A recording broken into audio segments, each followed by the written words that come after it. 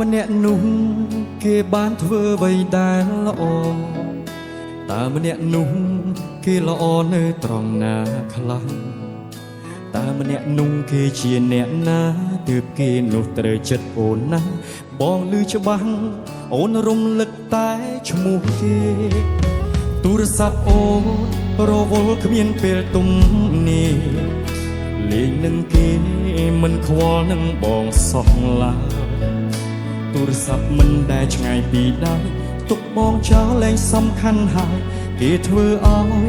អូនខ្លាចជាមនុស្សថ្មីដែលភ្លេចបង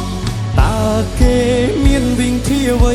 យកចិត្តស្រីបានរហ័សអូនបដូរលឿនណាស់អ្នកថ្មីឬចាស់ទើបរហ័សត្រូវគ្នាឬបងគិតច្រើនម្នាក់ឯងមែនទេប្រាប់ផងពុំងារតែកាយវិញកាអូនបដូរស្ទើរតែទាំងអស់ពុំថាបងសង្ស័យច្រើនហួសហើយគិតខុសចំពោះអូនតែអូនភ្លេចខ្លួនភ្លេចគិតថាអូនទុកបងចោលហើយអូនយកវេលាមានទាំងអស់ឲ្យប្រុសម្នាក់នោះហើយគួរតែបកស្រាយឲ្យច្បាស់ត្រាំត្រើតើម្នាក់នោះជាអ្នកណា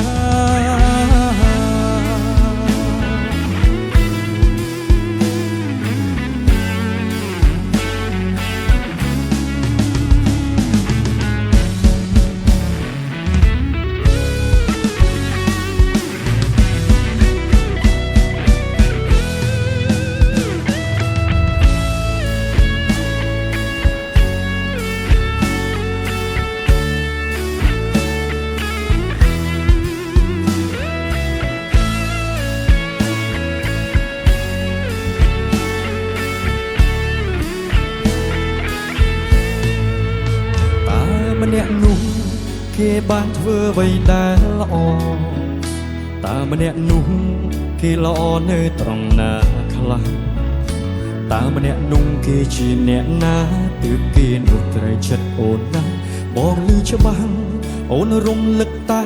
ឈ្មោះគេទូរស័ព្ទអូនរវល់គ្មានពេលទំនេរលេងនឹងគេមិនខ្វល់នឹងបងសោះឡើយទូរស័ព្ទមិនដែលឆ្ងាយពីដៃទុកបងចោលលែងសំខាន់ហើយគេធ្វើឲ្យអូនខ្លាចជាមនុស្សថ្មីដែលភ្លេចបងតើគេមានវិធីអ្វីយកចិត្តស្រីបានរហ័សអូនបដូរលឿនណាស់អ្នកថ្មីឬចាស់ទើបរហ័សត្រូវគ្នាឬបងគិតច្រើនម្នាក់ឯងមែនទេប្រាប់ផងពុំងារតែកាយវិញកាអូនបដូរស្ទើរតែទាំងអស់